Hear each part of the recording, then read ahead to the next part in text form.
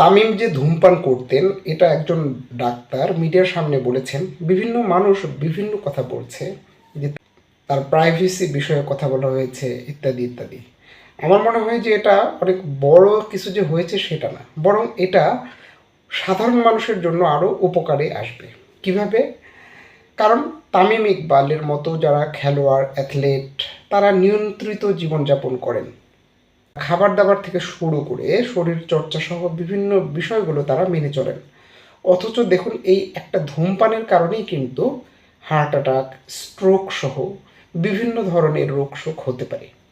সুতরাং আমি মনে করি এই কথাটির মাধ্যমে বরং আমাদের সাধারণ মানুষ যারা তাদের উপকারী হয়েছে তারা সাবধান হবেন।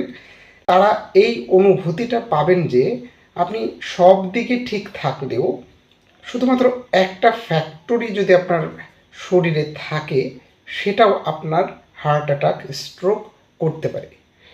সুতরাং তারা সাবধান হবে এবং তারা এইসব বদ অভ্যাস থেকে দূরে থাকবে।